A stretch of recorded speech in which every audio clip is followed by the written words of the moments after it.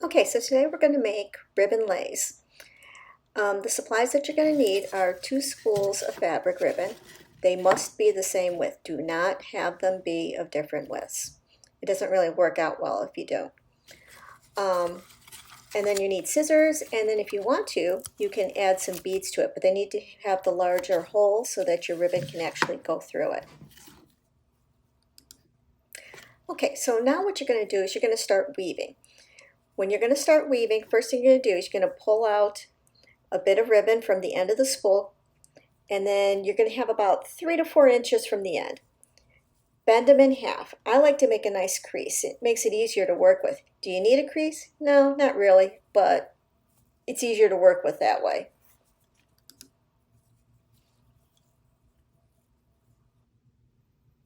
Okay, so what you're going to do is you're going to push one end into the folded part of the other.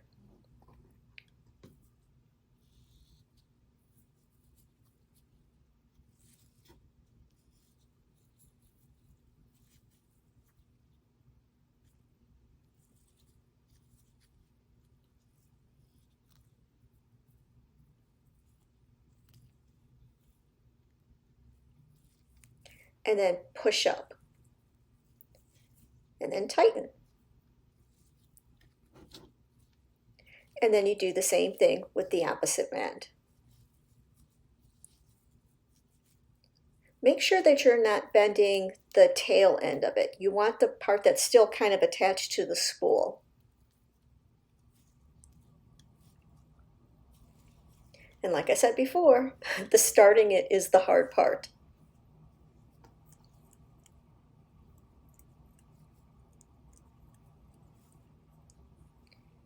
If you're doing this with students, students will get frustrated during this part of it. And so you may have to actually help them start it. I know I did.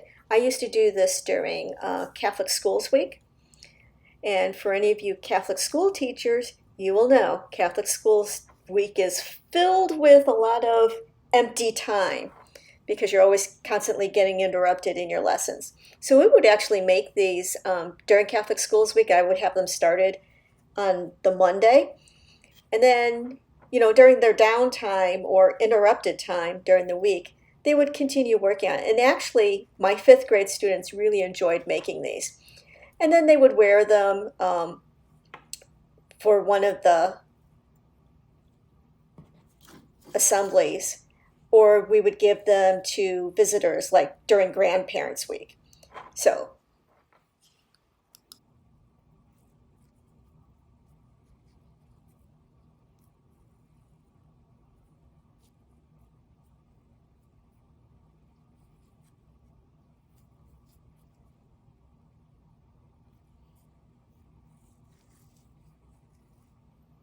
okay, so I want you to notice that I'm keeping the ribbon flat. You're going to notice your students, and what they'll end up doing is when they're inexperienced like this, they will end up twisting the ribbon, and it looks a little weird when it's twisted up. I'll show you a little bit of what that looks like a little later, but this is how it's supposed to look. As long as you keep your ribbon flat, it'll look like this. And notice how, don't even really have to hold it anymore. I've got a couple of weaves in and it's already holding. It will not come apart unless you pull it apart at this point.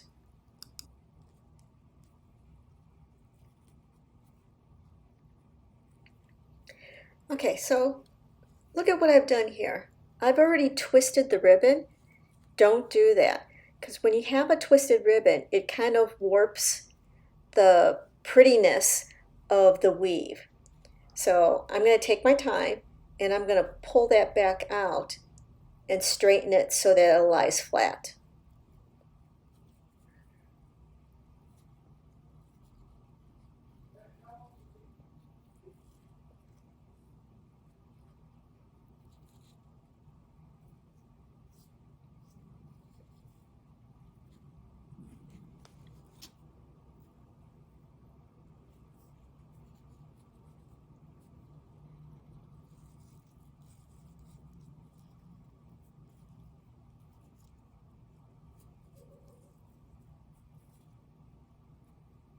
And this is another reason why it's important to um, tighten it up as you go along so you won't have as many twists to it.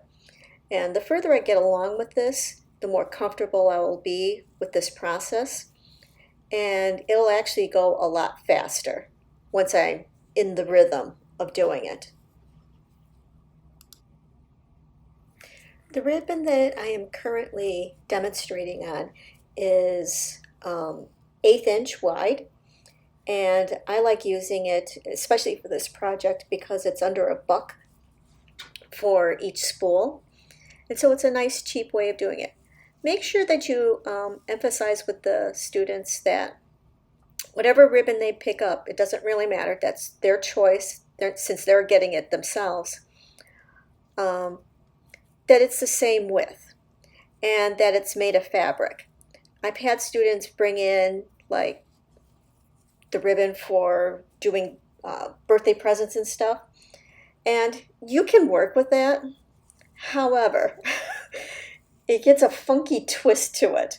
And so it looks kind of bizarre at the end because it does its own thing. It doesn't lay flat, but they can use it, and I let them use it. So, and if you get extras, if you have children that can't really afford to bring it in, I had extras available so that they could use that, but they didn't have the choices that they wanted to have with it. So there's always that. Okay, so you're going to notice that I've added a couple of large pony beads to my ribbon lay. You do not have to do this. This is a choice. So I made some pony beads available to them. I had star ones and other kinds of shapes. And once they've actually done one of these, then I had some, especially girls, who were like, oh, pony beads, let's add some pony beads to it. So all you're really doing is you take one of your ribbon ends and you do it whenever you want to, and you just slide a pony bead in and then you keep weaving as normal. It's not like you have to do anything special about it.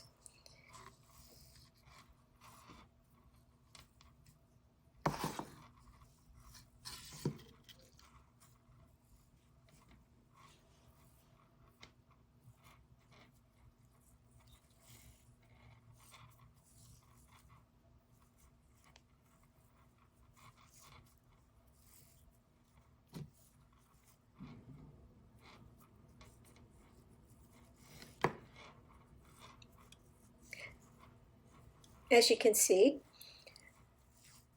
now that I've gotten into the rhythm, it goes by quite a bit faster.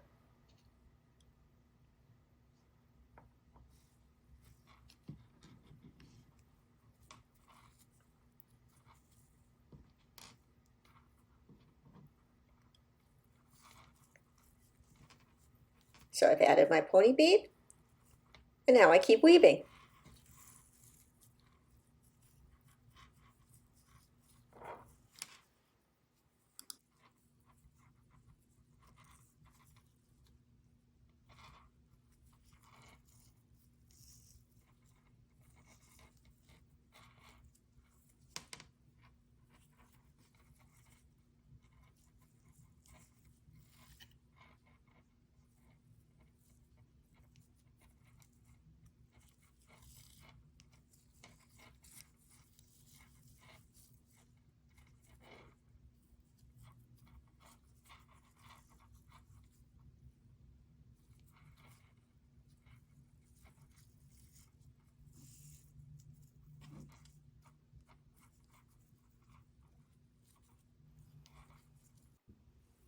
Okay, so once you've come to a desired length, whatever that length may be, then what you're going to do is you're going to cut off the ends. Again, leaving about 3 to 4 inches from each end.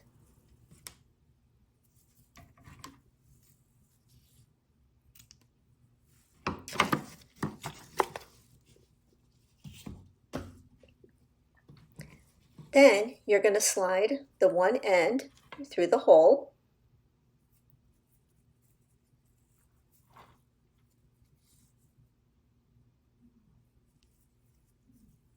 and tighten. That'll lock it right in place. It will not come apart. And then you take both ends and you do a square knot.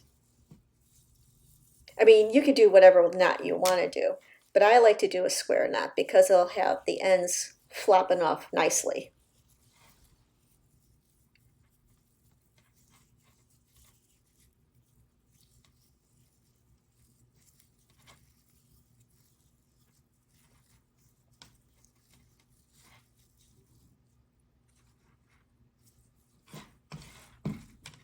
At that point, your ribbon lay is essentially done. But I have a bag full of ends, mismatched ends of ribbon that are kind of too short for anything except for putting little tassels at the end of my ribbon lay. So I'm going to grab a bunch of different ones that I have. And so I've got some that are the same color.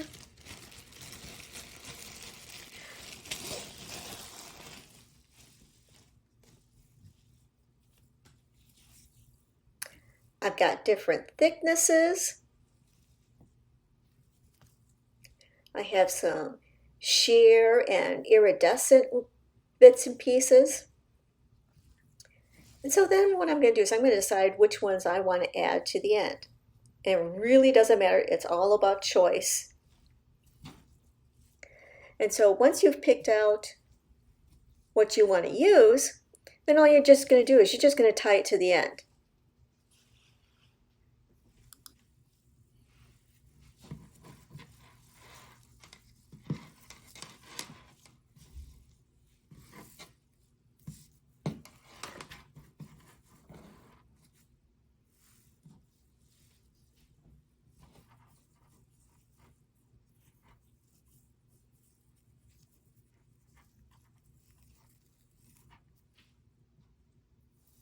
So these bits and pieces just end up being the tassel part. And honestly, the more you add, the better it looks. So I'm going to add a few more tassels. Once you've added enough tassels, then you're going to choose one ribbon to be the bow. Make sure that you allow students the choice on how to end it. If they want to add ribbons to the end, that's up to them. If they don't have to. A lot of students don't really work with their hands anymore nowadays. They're so used to just using like an iPad and just poking at something. So doing a little project like this helps with them to develop dexterity with their fingers. And so that's an added benefit of doing this project with them.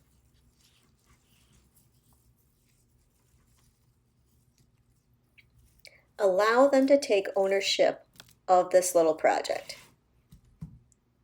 And they will enjoy the results.